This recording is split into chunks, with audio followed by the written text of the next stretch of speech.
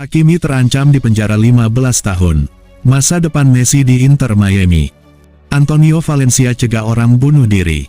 Gerald Vandenberg minta maaf. Selengkapnya hanya di channel Mabol.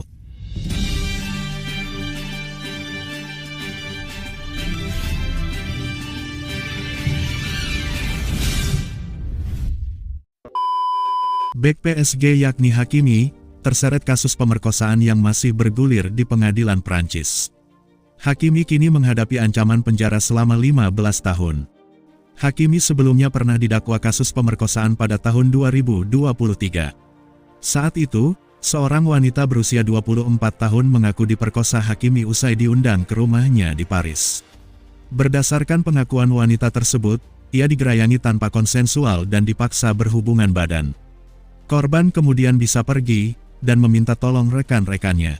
Setelah itu, wanita tersebut lantas melaporkan Hakimi ke polisi dan langsung masuk di bawah penyelidikan formal dan sempat diperiksa. Setelah 2 tahun, kasus ini akhirnya diproses lagi. Dakwaan terbaru ditandatangani pada tanggal 1 Agustus tahun 2025 dan siap menyeretnya ke pengadilan pidana. Laporan Le Parisien menyebutkan bahwa jaksa meyakini ada cukup bukti agar Hakimi dihukum. Jika terbukti bersalah, maka Hakimi bisa dijerat hukuman berat. Bek berusia 24 tahun itu bisa dipenjara sampai 15 tahun. Masa depan Lionel Messi kembali menjadi perbincangan hangat menjelang berakhirnya musim Major League Soccer. Kontraknya dengan Inter Miami akan berakhir pada tanggal 31 Desember tahun 2025 mendatang. Marca melaporkan bahwa Lionel Messi telah mengambil keputusan penting soal masa depannya. Sang mega bintang berniat melanjutkan petualangan bersama Inter Miami. Pihak klub juga menunjukkan sinyal positif untuk mempertahankan ikon sepak bola dunia tersebut. Kedua belah pihak tampak sepakat untuk melanjutkan kerjasama yang telah terjalin. Messi bergabung dengan Inter Miami 2 tahun yang lalu dan kontribusinya sangat memuaskan. Selain catatan gol dan assist yang impresif, ia juga mengangkat profil klub secara global. Peran Messi tidak hanya sebatas pemain di lapangan hijau karena ia juga tercatat memiliki kepemilikan saham di klub yang membuatnya semakin terikat. Perpanjangan kontrak ini menjadi bagian dari strategi jangka panjang Inter Miami dan klub ini berharap Messi akan menjadi pilar utama proyek mereka untuk beberapa tahun mendatang.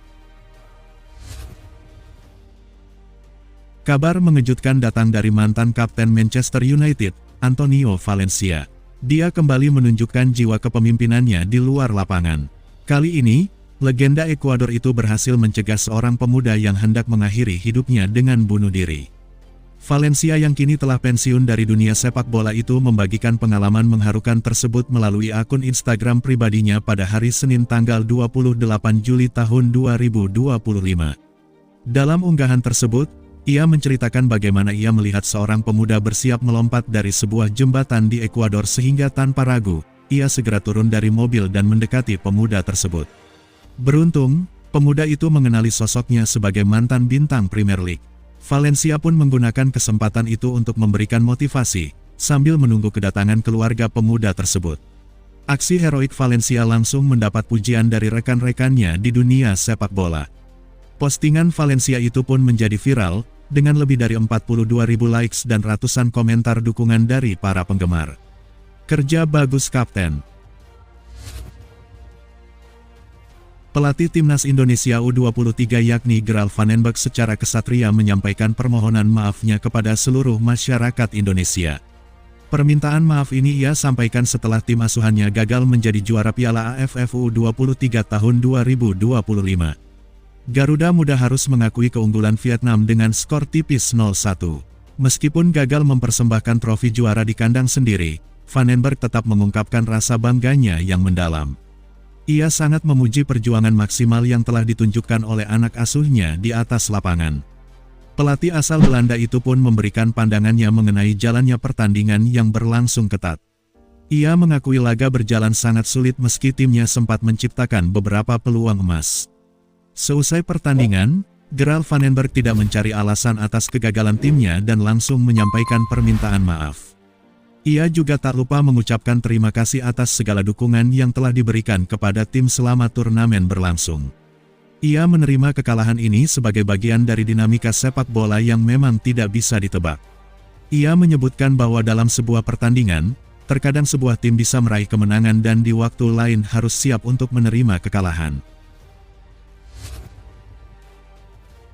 Di sisi lain, kabar baik datang untuk timnas Indonesia di tengah persiapan jelang ronde keempat kualifikasi Piala Dunia tahun 2026. Perjuangan PSSI untuk mendapatkan jadwal yang lebih ideal akhirnya membuahkan hasil manis.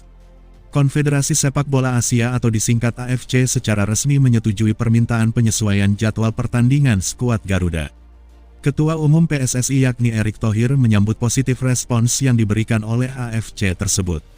Langkah proaktif PSSI ini menjadi bukti keseriusan dalam memberikan dukungan terbaik bagi tim nasional. Pada akhirnya, semua upaya dilakukan demi menjaga harapan agar timnas bisa lolos ke Piala Dunia. Dengan adanya perubahan ini, para punggawa timnas Indonesia kini memiliki waktu pemulihan yang lebih memadai. Hal ini krusial untuk menjaga kondisi fisik dan mental mereka agar tetap prima. Real Madrid tengah menghadapi situasi rumit dalam menentukan komposisi lini depan untuk musim mendatang. Pasalnya manajemen Los Blancos harus membuat pilihan strategis antara mempertahankan Gonzalo Garcia ataukah Endrick sebagai bagian dari skuad inti. Meskipun secara teknis kedua pemain tersebut dapat didaftarkan bersamaan, namun pihak klub menganggap langkah tersebut kurang efektif. Salah satu di antara mereka direncanakan akan dipinjamkan demi memastikan kontinuitas perkembangan karir. Kedua striker muda tersebut menempati posisi yang hampir identik dan berada di usia yang relatif sama. Menempatkan keduanya sebagai pilihan ketiga dikhawatirkan akan menghambat progres masing-masing pemain. Kontribusi gemilang Gonzalo Garcia di Piala Dunia antar klub menjadi faktor penentu dalam kompetisi internal ini. Pemain berusia 21 tahun tersebut berhasil menyumbangkan 4 gol dan 1 assist sepanjang 6 laga yang dijalani. Meskipun Madrid gagal mencapai partai final setelah tumbang di tangan PSG, penampilan konsisten Gonzalo menjadi satu-satunya sisi positif dari turnamen tersebut. Produktivitasnya di level kompetisi tinggi membuktikan kesiapan untuk tampil di panggung yang lebih besar. Di sisi lain, Endrick tidak mendapat kesempatan untuk membuktikan kemampuannya dalam turnamen yang sama. Absennya partisipasi tersebut membuat posisinya dalam persaingan internal menjadi sedikit terpuruk. Dusan Vlahovic masuk daftar jual Juventus musim panas ini, tapi tidak dengan harga sembarangan. Klub asal Turin itu hanya mau melepas striker Serbia tersebut jika ada tawaran minimal 25 juta euro, atau setara 440 miliar rupiah. Kabar ini datang dari laporan media Italia, yang menyatakan bahwa Juventus kini mulai membuka peluang berpisah dengan Vlahovic. Pasalnya, mereka telah mengamankan tanda tangan Jonathan David dari Lille. AC Milan digadang-gadang sebagai peminat serius Vlahovic, apalagi setelah Massimiliano Allegri kembali menangani klub tersebut. Allegri pernah melatih Vlahovic saat masih di Juventus. Sementara itu Juventus tidak akan menurunkan harga jual Vlahovic demi mempercepat proses transfer. Mereka bersikap tegas hanya akan menerima tawaran sesuai dengan sejumlah yang diminta. Milan masih menimbang langkah berikutnya, apakah akan maju atau mencari striker lain. Harga yang cukup tinggi bisa membuat Milan berpikir ulang. Waduh repotnya. Sementara itu petualangan Federico Chiesa di Inggris berjalan jauh dari harapan. Ketika Juventus tak mau memperpanjang kontraknya, maka Liverpool datang dengan tawaran menarik. Namun, cedera dan menit bermain yang minim membuatnya ingin segera kembali ke Italia. Kabar baiknya, biaya transfer Chiesa tergolong murah karena Liverpool tak membayar mahal saat merekrutnya. Kabar buruknya, gaji 7,5 juta euro per tahun atau setara 132 miliar rupiah dan kondisi fisiknya membuat banyak klub berpikir ulang. Memulangkan penyerang sayap berusia 27 tahun itu ibarat judi mahal yang bisa berbuah manis atau justru buruk. Meski begitu, beberapa klub Serie A tetap dianggap calon kuat untuk jadi destinasi Chiesa, mulai dari Inter Milan, Napoli, AS Roma, Atalanta, AC Milan, dan bahkan Juventus masuk dalam daftar, dengan pertimbangan masing-masing.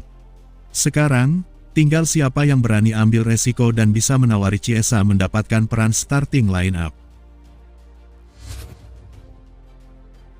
Itulah beberapa rangkuman berita seputar sepak bola yang telah kami rangkum di minggu ini. Dukung terus channel ini dengan like, komen, dan juga subscribe agar kami selalu bersemangat memberikan informasi seputar sepak bola spesial hanya untuk Anda. Akhir kata kami sampaikan terima kasih sudah klik video ini dan salam olahraga.